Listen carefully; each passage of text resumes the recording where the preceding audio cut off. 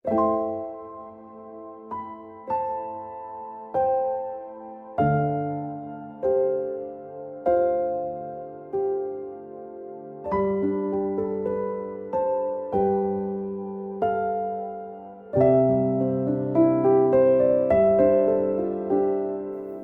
pagi Bapak Ibu, Saudara-saudara yang dikasihi dalam nama Tuhan. Berjumpa lagi dengan saya Pendeta Christina Elizabeth Paningsi dalam Saren, Sapaan dan Renungan Pagi GKI Salatiga, Senin 25 Mei 2026. Sebelum kita membaca dan merenungkan firman Tuhan, mari kita mohon kekuatan Roh Kudus. Mari kita berdoa. Terima kasih pagi hari ini kami sudah bangun dalam keadaan selamat dan sehat. Itu pertanda Tuhan masih memberikan kesempatan bagi kami untuk kami beraktivitas hari ini. Pimpin dan tuntunlah kami dengan kuasa Roh Kudus-Mu lewat firman yang akan kami baca, yang akan mendasari seluruh aktivitas kami sepanjang hari ini. Berfirmanlah kepada kami ya Tuhan, karena kami anak-anak betul siap mendengarkan firman-Mu. Hanya dalam nama Tuhan Yesus firman yang hidup. Amin. Bacaan kita pada saat ini terambil dari Yohanes 3 ayatnya yang ke-8. Demikian, angin bertiup kemana ia mau, dan engkau mendengar bunyinya, tetapi engkau tidak tahu dari mana ia datang, atau kemana ia pergi. Demikian halnya dengan tiap-tiap orang yang lahir dari Roh. Tema saran kita pada saat ini adalah Sang Seniman Tak Terlihat. Saudara-saudara yang dikasihi dalam nama Tuhan Yesus Kristus, hari Minggu kemarin kita baru memperingati Pentakosta, hari yang ke-50 turunnya Roh Kudus. Hari ini kita coba untuk merenungkan bagaimana Sang Seniman tak terlihat itu dan bagaimana karya Roh Kudus itu bekerja di dalam kehidupan kita.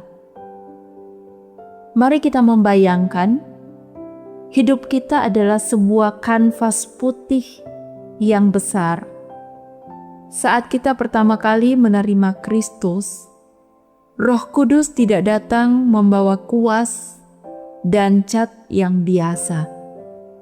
Dia datang sebagai seniman agung yang membawa warna-warna surgawi, siap merestorasi setiap sudut kanvas hidup kita yang sempat buram oleh dosa.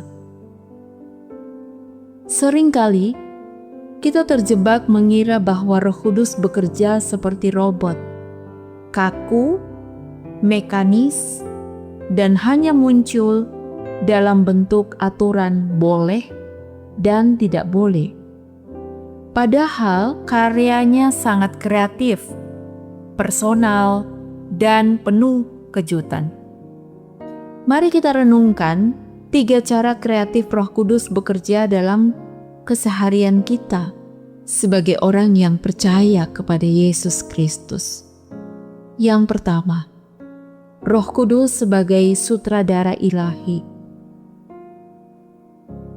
Pernahkah Bapak Ibu, saudara-saudara tiba-tiba teringat seorang teman yang sudah lama tidak dikontak? Lalu kita memutuskan untuk menelponnya. Dan ternyata dia sedang sangat membutuhkan penghiburan. Itu bukan kebetulan.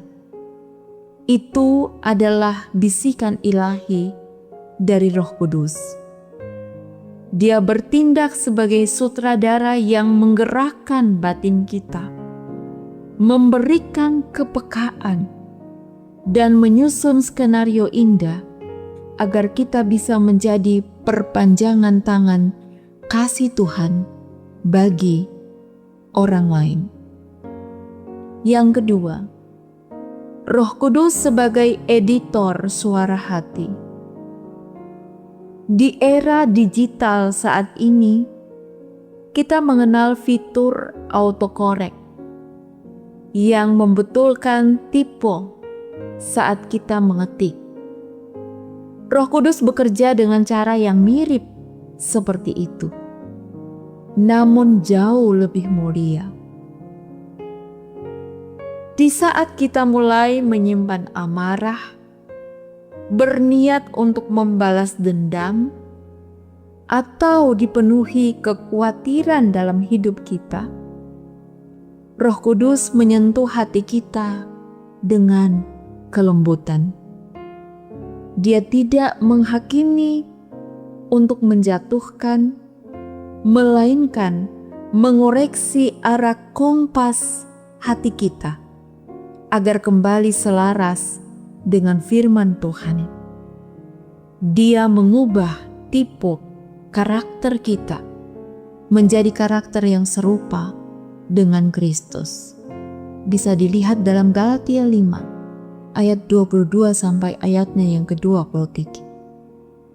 Yang ketiga, Roh Kudus sebagai minyak pelumas di tengah gesekan. Hidup bermasyarakat, hidup bergereja tidak luput dari konflik. Ketika ego bertemu dengan ego, percikan api bisa tercipta. Disinilah Roh Kudus bekerja sebagai minyak pelumas. Dia memberikan kita kemampuan supranatural untuk mengampuni saat kita terluka, merendahkan hati saat kita benar, dan mengasihi orang yang sulit dikasihi. Karya Roh Kudus membuat hubungan yang kaku dan retak menjadi lentur dan pulih kembali. Karya Roh Kudus itu nyata, namun Dia adalah pribadi yang lembut. Dia tidak akan memaksakan dirinya jika kita terus menutup pintu hati. Pertanyaan yang bisa kita refleksikan saat ini adalah, apakah kita sedang memberi ruang bagi Sang Seniman Agung untuk melukis hidup kita? Ataukah kita masih sibuk merebut kuas kehidupan dari tangannya karena merasa kita lebih tahu apa yang terbaik? Kiranya Tuhan akan menolong kita. Amin. Mari kita berdoa. Roh Kudus, hari ini kami siap dibentuk. Ambil alih kanvas hati kami hari ini. Tuntun setiap langkah kami, koreksi setiap cara kami berpikir, dan pakailah hidup kami menjadi karya seni yang memancarkan keindahan Kristus bagi bumi. Sertailah kami di dalam aktivitas kami sepanjang hari ini. Pakailah kami sesuai kehendak-Mu. Amin. Selamat pagi, selamat beraktivitas, tetap semangat. Tuhan Yesus memberkati.